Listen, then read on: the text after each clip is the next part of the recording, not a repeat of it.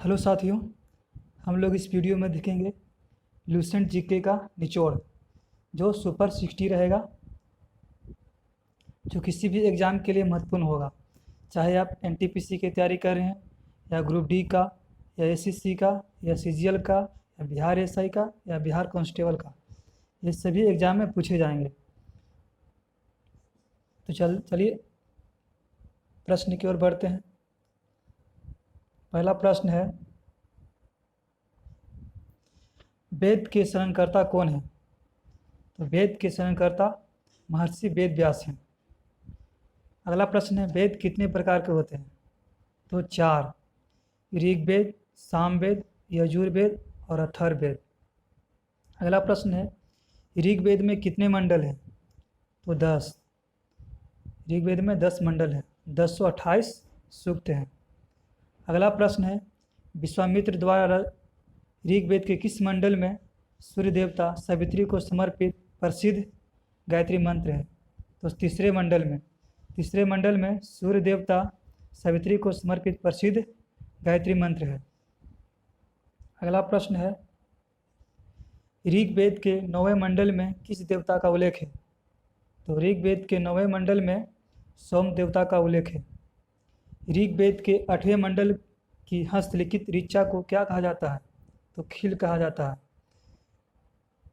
ऋग्वेद के 8वें मंडल की हस्तलिखित ऋचा को खील कहा जाता है। वर्तमान में कौन सा कैलेंडर प्रचलित है? तो वर्तमान में ग्रेगोरियन कैलेंडर या ईसाई कैलेंडर या जूलियन कैलेंडर प्रचलित है। इसको मुख्य रूप से ग्रेगोरियन कैलेंडर कहा जाता है। यज्ञों के नियम एवं विधि विधानों का संकलन किस वेद में है? तो यजुर्वेद में है। यज्ञ के नियम का उल्लेख यजुर्वेद में किया गया है। अगला प्रश्न है, कौन सा वेद गद एवं पद दोनों में है? तो यजुर्वेद गद एवं पद दोनों में है। भारतीय संगीत का जनक किस वेद को कहा जाता है?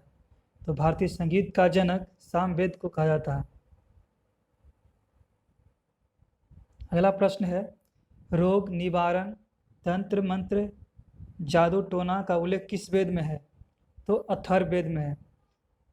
अगला प्रश्न है, कौन सा वेद कन्याओं के जन्म की निंदा करता है?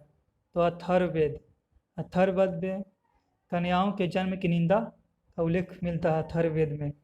सबसे प्राचीन वेद कौन सा वेद है? तो सबसे प्राचीन वेद ऋग्वेद है। सबसे प्राचीन एवं प्रामाणिक पुराण कौन सा है? तो मत्स्य पुराण। अगला प्रश्न है, सबसे प्राचीन एवं प्रामाणिक स्मृति ग्रंथ कौन सा है? तो मनुस्मृति है। सबसे प्राचीन एवं प्रामाणिक स्मृति ग्रंथ मनुस्मृति है। किसमें बुद्ध की पूर्व जन्म की कहानी वर्णित है? तो जातक में बुद्ध की पूर्व की कहानी का उल्लेख किया गया है। जैन साहित्य को क्या कहा जाता है? तो जैन साहित्य को आगम कहा जाता है। जैन धर्म का प्रारंभिक इतिहास कल्पसूत्र से मिलता है, जिसके लेखक कौन है? तो भद्रबाहु हैं। कल्पसूत्र के लेखक, अब कभी कभी पूछ देता है डायरेक्ट कि कल्पसूत्र के लेखक कौन है? तो भद्रबाहु। अगला प्रश्न है, अर्थशास्त्र के लेखक कौन है? तो चाणक्य, जिसे कौटिल्य भी कहा जाता है या विष्णुगुप्त भी कहा जाता है। अगला प्रश्न है, चाणक्य की किस पुस्तक में मौर्यकालीन इतिहास की जानकारी प्राप्त होती है? तो अर्थशास्त्र में मौर्यकालीन इतिहास की जानकारी मिलती है। अगला प्रश्न है, राजतरंगिणी के लेखक कौन है? तो कलहन। राजतरंगिणी के लेखक कलहन है। राजतरंगिणी पुस्तक का संबंध किससे है? तो राजतरंगिणी पुस्तक का संबंध जम्मू कश्मीर के इतिहास से है। अगला प्रश्न है, चचनामा के लेखक कौन है? तो चचनामा के लेखक अली अहमद है। अगला प्रश्न है, संस्कृत भाषा व्याकरण की पहली पुस्तक अष्टाध्यायी के लेखक कौन है? तो पाणिनि। अष्टाध्यायी के लेखक कौन है? पाणिनि। कात्यायन की गार्गी संहिता किस प्रकार की पुस्तकें हैं? तो ज्योतिष ग्रंथ है। कात्यायन की गार्गी संहिता ज्योतिष ग्रंथ पर आधारित एक पुस्तक है। महाभाष्य के लेखक कौन है? तो पतंजलि। वेरी इंपॉर्टेंट प्रश्न है दोस्तों। महाभाष्य के लेखक कौन है? तो पतंजलि। अगला प्रश्न है, टेसियस कहाँ का रहने वाला था? तो टेसियस ईरान का रहने वाला था। ये ईरान का राजवैद था। हिस्टोरिका के लेखक कौन है? तो हेरोडोटस। हेरोडोटस हिस्टोरिका के लेखक हैं। मेगास्थनीज किसका राजदूत था? तो सेल्यूकस निकेटर का राजदूत था। अगला प्रश्न है, मेगास्थनीज किसके राजदरबार में आया था? तो चंद्रगुप्त मौर्य के राजदरबार में आया था। मेगास्थनीज किसके दरबार में आया था? तो चंद्रगुप्त मौर्य के दरबार में आया था। अगला प्रश्न है, डायमेकस किसका राजदूत था? तो डायमेकस सीरियन नरेश आंतियोकस का राजदूत था। क्वेश्चन नंबर 32 है, डायमेकस किसके राजदरबार में आया था? तो डायमेकस बिंदुसार के राजदरबार में आया था। डायोनिसियस मिस्र नरेश टोलमी फिलेडेल्फस का राजदूत था, जो किसके राजदरबार में आया था? तो अशोक के राजदरबार में आया था। आपसे कभी कभी डायरेक्ट पूछ दिया जाता है कि डायोनिसियस किसके राजदरबार में आया था? तो अशोक के राजदरबार में आया था। अगला प्रश्न है क्वेश्चन नंबर 34, भूगोल भारत का भूगोल नामक पुस्तक किसने लिखी है? तो टोलमी ने लिखी है। भारत का भूगोल किसने लिखा है? तो टोलमी ने लिखा है। अगला प्रश्न है, नेचुरल हिस्ट्री नामक पुस्तक किसने लिखी है? तो प्लिनी ने। ये अब की बार बिहार एसआई में पूछा गया था, प्री एग्जाम में पूछा गया था कि नेचुरल हिस्ट्री नामक पुस्तक के लेखक कौन है? तो प्लिनी।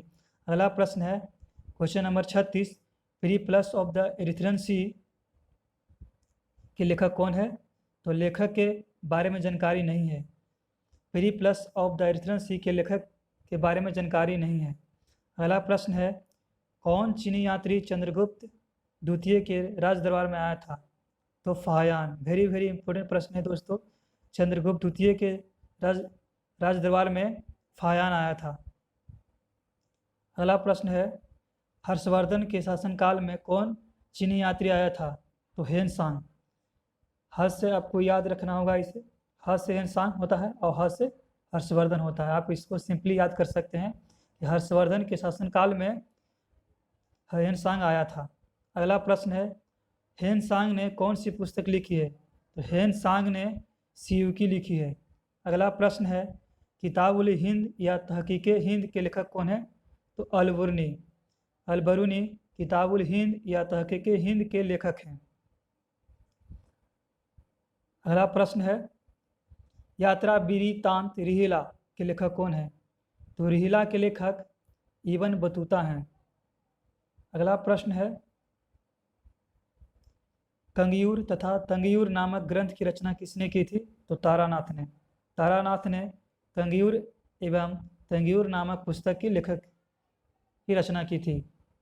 सर्वप्रथम भारतवर्ष का जिक्र किस अभिलेख में हुआ है? तो हाथी गुफा अभिलेख में हुआ है। भारतवर्ष का जिक्र हाथी गुफा अभिलेख में सबसे पहले हुआ है। सर्वप्रथम भारत पर होने वाली हुन आक्रमण की जानकारी किस अभिलेख से मिलती है? तो भित्री स्तंभ लेख से मिलती है।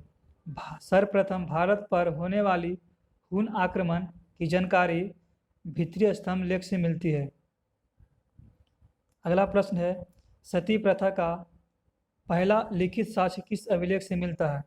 तो एरन अभिलेख से मिलता है। सती प्रथा का पहला लिखित साक्ष्य एरन अभिलेख से मिलता है। अगला प्रश्न है, समुद्रगुप्त के बिना बजाती हुई मुद्रा वाले सिक्के से उसके क्या होने के प्रमाण मिलता है? तो संगीत प्रेमी। समुद्रगुप्त बिना बजाता था, ऐसा उसके सिक्के से देखा गया है, इसलिए उसे संगीत प्रेमी कहा जाता है। हाथी गुफा अभिलेख तिथि रहित अभिलेख है, किस शासक से संबंधित है? तो कलिंग राजा खारवेल से।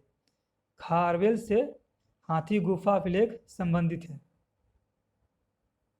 अगला प्रश्न है, जूनागढ़ अभिलेख किस शासक से संबंधित है? तो रुद्रदामन से। जूनागढ़ अभिलेख है जो रुद्रदामन से संबंधित है। नासिक अभिलेख किस शासक से संबंधित है? तो गौतमी बलश्री। आप इसको याद कर सकते हैं, नासिक यानी नाश कर दिया, तो नाश कौन कर दिया था? तो गौतमी बलश्री ने नाश कर दिया था। ऐसे याद करिएगा तो आपको हमेशा के लिए याद रहेगा, किसने नाश कर दिया था? तो गौतमी बलश्री ने नाश कर दिया था। तो नासिक अभिलेख किससे संबंधित है? तो गौतमी बलश्री से संबंधित है। प्रयाग स्तंभ लेख किस शासक से संबंधित है? तो आप लोग जानते होंगे ये कि समुद्रगुप्त से संबंधित है ये। अगला प्रश्न है, ऐहोल अभिलेख किस शासक से संबंधित है? तो ऐहोल अभिलेख पुलकेशिन द्वितीय से संबंधित है। अगला प्रश्न है, मंदसौर अभिलेख किस शासक से संबंधित है? तो मंदसौर अभिलेख मालवा नरेश यशोवर्मन से संबंधित है। मत से आप याद कर सकते हैं कि मत से मंदसौर हो गया, मत से मालवा हो गया, इसलिए मंदसौर अभिलेख मालवा नरेश यशोवर्मन से संबंधित है। मालवा नरेश यशोवर्मन से संबंधित है मंदसौर अभिलेख। अगला प्रश्न है, ग्वालियर अभिलेख किस शासक से संबंधित है? तो प्रतिहार नरेश भोज से संबंधित है। तो आप इसको याद कर सकते हैं सिंपल में कि ग्वालियर अभिलेख किस शासक से संबंधित है? तो प्रतिहार नरेश भोज से। तो भोज से आप याद कर सकते हैं कि भोज कहाँ था? तो ग्वालियर में भोज था। आप इसको सिंपल याद कर सकते हैं कि भोज कहाँ था? तो भोज ग्वालियर में भोज था, इसीलिए ग्वालियर अभिलेख भोज से संबंधित है, राजा भोज से संबंधित है। अगला प्रश्न है, भीतरी एवं जूनागढ़ अभिलेख किस शासक से संबंधित है? तो स्कंद गुप्त से। तो आप इसको याद कर सकते हैं, भीतरी एवं जूनागढ़ स्कंद गुप्त।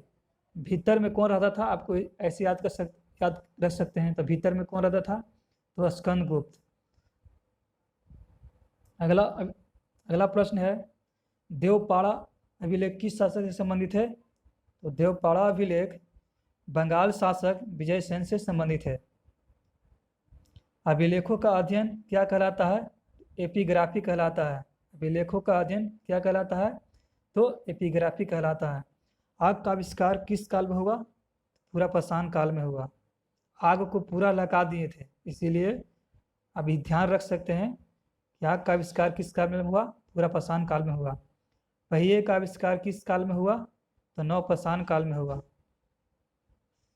अगला प्रश्न है, कृषि का आविष्कार किस काल में हुआ? तो नवपाषाण काल में हुआ। भारत का सबसे प्राचीन नगर कौन सा है? तो मोहनजोदड़ो। भारत का सबसे प्राचीन नगर कौन? अगर वीडियो पसंद आया है तो लाइक करना ना भूलें, अगर चैनल पर नए हैं तो सब्सक्राइब करना ना भूलें। तो चलिए मिलते हैं नेक्स्ट वीडियो में, तब तक के लिए जय हिंद।